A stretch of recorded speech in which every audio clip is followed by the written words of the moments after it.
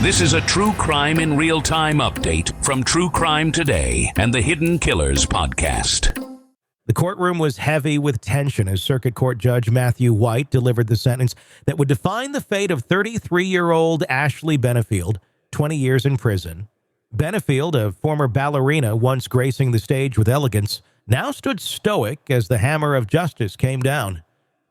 Her crime, the fatal shooting of her estranged husband, Doug Benefield, at her Florida home on a late September evening in 2020. Judge Whyte's words echoed through the courtroom as he acknowledged Ashley's claims of duress and remorse, yet firmly denied a lighter punishment. The maximum sentence was 30 years. 20 would suffice. The sentence, however, only served as the closing act in a trial filled with narratives that clashed like cymbals, leaving no corner of the courtroom untouched by controversy. Doug Benefield's daughter, Eva, broke the solemn silence with a victim impact statement that felt less like closure and more like confrontation. "I've waited so long to speak to her face to face," Eva declared, her voice trembling with restrained emotion. Her final words were pointed, a blend of hope and resignation. "I hope prison serves her well." Ashley remained expressionless. It was the same detached demeanor she had displayed throughout the trial, an enigma to some, a calculated coldness to others. Outside the courtroom, Doug Benefield's relatives were measured in their response, supporting the sentence, but bristling at the judge's assertion that Ashley had shown remorse. The trial itself had been a 6-day whirlwind of accusations, counterclaims, and revelations. Prosecutors painted Ashley as a manipulative figure who shot her husband in an attempt to win a custody battle at all costs. Her defense team countered with a narrative of desperation, a woman allegedly trapped in a cycle of abuse, taking action when she feared for her life.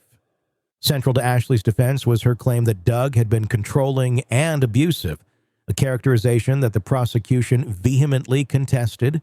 Physical evidence at the scene, they argued, failed to corroborate her story of a violent altercation leading up to the shooting. Instead, it suggested something more calculated. While the jury ultimately acquitted Ashley of second-degree murder, they convicted her of the lesser charge of first-degree manslaughter, leaving the question of her true motivations hanging like an unanswered note. Yet the drama didn't end with the verdict. Allegations of juror misconduct cast a shadow over the trial's integrity. Reports surfaced that a juror had a history eerily similar to the prosecution's theory of the case, a contentious custody dispute involving allegations of abuse. The defense argued this history should have disqualified the juror, yet the claim was only brought to light after the verdict was rendered. Even more bizarre were whispers of a person known online as that hoodie guy, who allegedly leaked details of jury deliberations in real time using a cell phone smuggled into the jury room. Judge Whyte dismissed these claims after interviewing the jurors, finding no evidence of impropriety. Still, the defense's failure to ask follow-up questions during jury selection hung over the proceedings like a missed cue in a critical act. As the courtroom emptied, the unanswered questions lingered. Was Ashley Benefield a victim pushed to the brink, or was she a calculated figure who weaponized her allegations to secure custody of her child? And what does this case say about the cracks in a system meant to deliver impartial justice? As Ashley Benefield's sentencing reverberated through the courtroom, one presence loomed larger than any words spoken that day: the couple's young child. The courtroom drama, the accusations of abuse, the fiery legal battles, all of it culminated in a tragic reality for a child left to navigate life without their father and with their mother behind bars. In the months leading up to the fatal altercation, Ashley and Doug's custody battle had been bitter, with allegations flying in both directions. Ashley accused Doug of abuse, seeking legal protection through injunctions that were ultimately denied for lack of credible evidence. Doug, for his part, contended with the strain of defending his character while continuing to fight for his child's well-being. The courtroom, once a battleground for their parental rights, became a stage for the ultimate fracture in their family. Now, with Doug gone and Ashley sentenced to 20 years in prison, the child's future remains uncertain. Custody proceedings will determine who steps into the parental void, but no ruling can erase the trauma of what has transpired. The Benefield family, while relieved at the sentencing, must now grapple with the reality of raising Doug's child in the shadow of his violent death.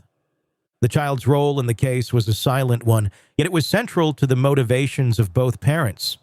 For Ashley, the allegations of abuse included claims that Doug had endangered their child, claims dismissed in court. For Doug, fighting to maintain his rights as a father was reportedly his primary focus in the months leading to his death. As the legal system shifts its attention to the child's welfare, larger questions emerge. How does a system designed to prioritize the best interests of the child navigate such profound familial conflict?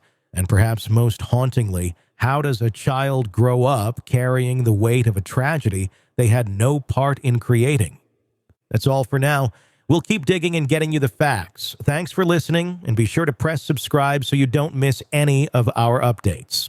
In a world where the darkest secrets lie just beneath the surface, They said it was an accident, but the evidence says otherwise. where hidden killers roam unnoticed in the shadows. I think you would definitely be looking at a blend of toxic, very bad narcissistic personality traits, and they will be vengeful and possibly resort to violence. Join Tony Bruschi as he uncovers the truth behind the most chilling cases. They said it was an accident, but the evidence clearly says otherwise. Each episode, we dig deep into the minds of those who commit the unthinkable. To your point on narcissism, he thinks in his own mind how witty he is. Yeah. But he lost that jury. I was done with him in 2 minutes. From unsolved mysteries to infamous crimes. Geez, you've just talked about how you've taught yourself how to do everything under the sun. I bet you did a YouTube video, how to best kill somebody with a knife. Hidden Killers with Tony Bruschi takes you where few dare to go. How does someone with such a dark secret go unnoticed for so long? With multiple new episodes every single day. We're not just telling stories, we're seeking justice. Listen now on Apple Podcasts or wherever you get your podcasts. Just search for Hidden Killers with Tony Bruschi.